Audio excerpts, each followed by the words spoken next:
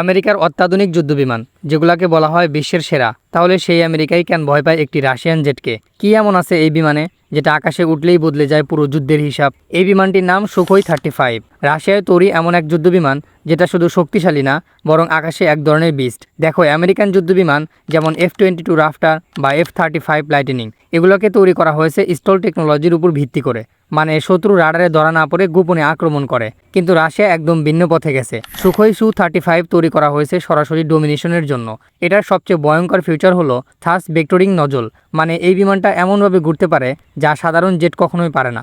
এক কথায় এটি আকাশে নাচতেও পারে। আর শুধু মুভমেন্টই না, এর আকারও বিশাল।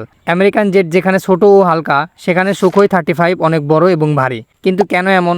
কারণ এটি বেশি অস্ত্র বহন করতে পারে, দীর্ঘ সময় আকাশে থাকতে পারে এবং সরাসরি লড়াইয়ে টিকে থাকতে পারে। এখন প্রশ্ন হলো, আমেরিকান পাইলটরা কি সত্যি এটাকে ভয় পায়? ভয় না পেলেও তারা এটাকে খুব সিরিয়াসলি নেয়, কারণ কাছাকাছি ডগফাইটে এই বিমান এতটাই দ্রুত এবং চটপটে যে মুহূর্তেই গেম ঘুরিয়ে দিতে পারে। তাই আকাশের যুদ্ধে শুধু প্রযুক্তি না, স্ট্র্যাটেজিও ঠিক করে দেয় কে জিতবে। আর সুখোই 35 প্রমাণ করে শক্তি আর নিয়ন্ত্রণ একসাথে থাকলে যে কোনো স্টল টেকনোলজি জেটকেও চ্যালেঞ্জ করা যায়। এমন আরও সামরিক ভিডিও পেতে চাইলে সাবস্ক্রাইব করে পাশে থাকুন।